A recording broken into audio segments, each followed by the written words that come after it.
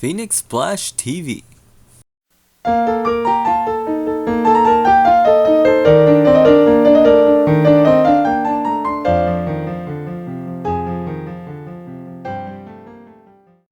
Oh look, they're hiring! Looking for a fortune teller. Must be able to predict the future. Hey, I can do that. Now I know none of my predictions have ever come true, but whose predictions do? I need a job, and it's all about getting your foot in the door. So here I go.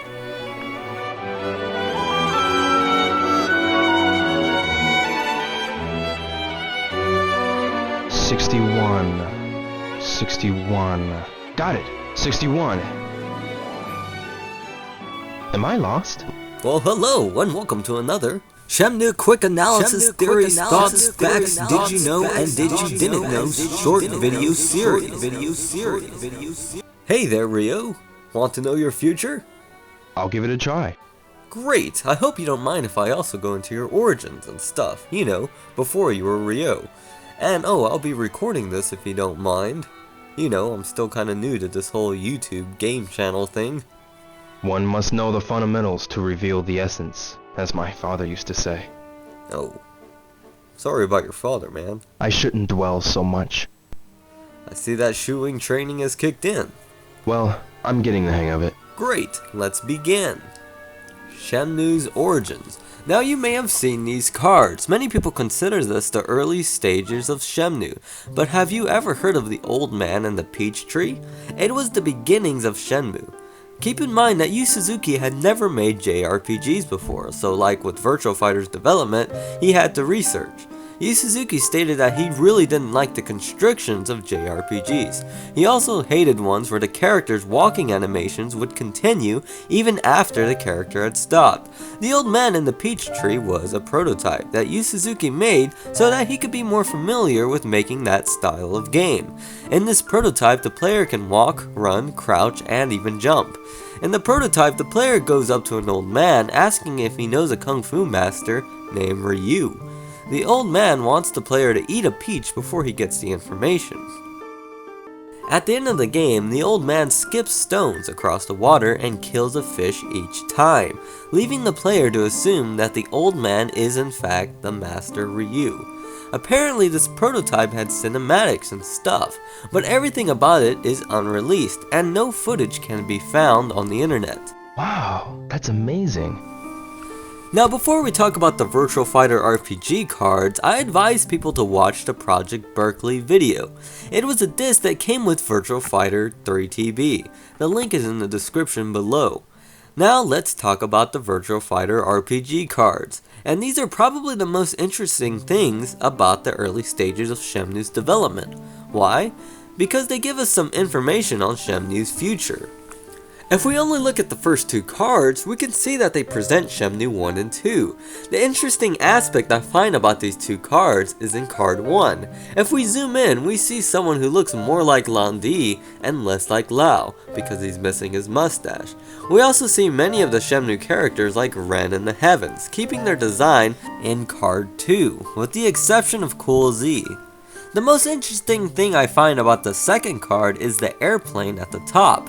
In Shenmue 2, the game will stop at one moment and show an airplane flying above Ryo's head. The significance of this plane was never really mentioned. Frankly, I assume that it's Lan Di going back to the Hazuki Dojo and looking for the Phoenix Mirror. Now for the future, or debatably the future.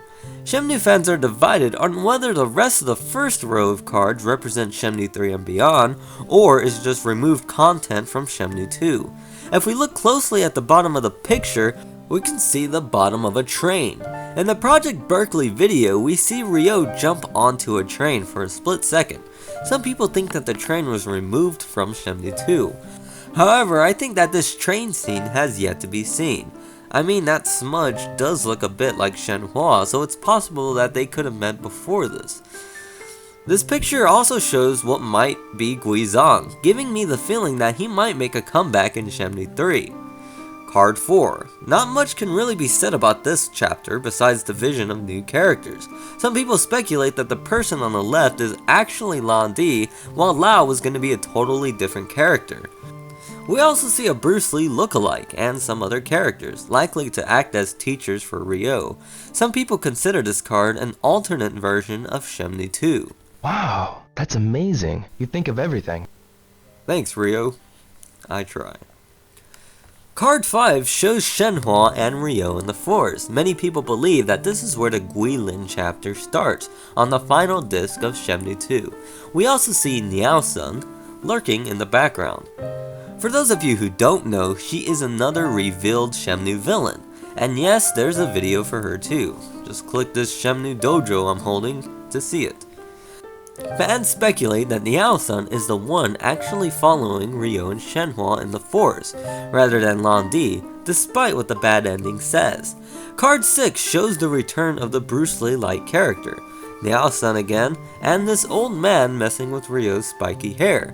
This old man is rumored to be another GU Men character. He can also be seen in the Project Berkeley video very briefly. There's an orange ball that seems to have faces in it. From a distance, one of the characters in the ball seems to have bangs which might lead to Nozomi, but some appear to be bald and resemble Dural. Keep in mind that this was still Virtua Fighter RPG. Card 7 shows Shenhua in the middle of the GU Men. Now, in the Project Berkeley video, we can see some kidnapping going on. And it's a common consensus that Shenhua will be kidnapped, leaving Ryo alone on the journey. The man he's fighting could be another villain, but I personally think he's some sorts of martial arts master, and might be training Ryo. Card 8 shows what seems to be the GU Man on mountains, while Ryo transitions to his final appearance. In the top left corner, we can see a bald man with a braided beard. Some people claim that he's some big leader in the GU Men, while others say he's some kind of godly force dealing with Shenhua's power. There's also this wolf statue, which makes it safe to say that this will take place in Changzhou. Card 9, we see Ryo training in front of an orange sky. I like this card because it shows whom I think is Ren still hanging around while on Ryo's journey. It also has shadows who appear to be riding on horseback. This could probably foreshadow another scene where Ryo's getting chased by a bunch of people riding horses, or they could be allies. It's really hard to tell. Card 10. Now, if you've seen my Evil Ryo theory, then you might have heard me talk about the utter death that Ryo's revenge journey makes him undergo. I mentioned that this person could either be Ren, Wong, or another character that we have yet to see. However, there's another way to look at this picture. Some fans speculate that Ryo is holding the lifeless body of Lan Di, and the eyes that stare back at him in the sky could be a disappointed Iwao or Lan Di staring down at him from the heavens. The location seems to resemble the Forbidden City of Beijing, China, which is a pretty cool place to end Shenmue. Oh, but there's one final picture. Picture 11, showing a fully developed Akira with his back turned to Shuing and Shenhua, either indicating that he's turned his back on them, or that he has to find his own path. Maybe they're mad that he killed Lan Di, or maybe he's going back to the Hazuki Dojo. We don't know. Now, what can we take from the cards? In my opinion, there will be some aspects that will be seen and some that won't. I mean, even in Shenmue 1, there's a chance that certain parts of the story were either added or removed. The cards don't even show Nozomi, Fangmei Joy, nor do they show Chai, which we know will for sure be a reoccurring character. They do tell us a lot about the main villains though, I will admit to that. Now the Project Berkeley video. It does show the train scene, and it does show magic. So magic will 100% be in Shenmue. I'm sure if Shenmue was finished back in the day, GTA would have magic too.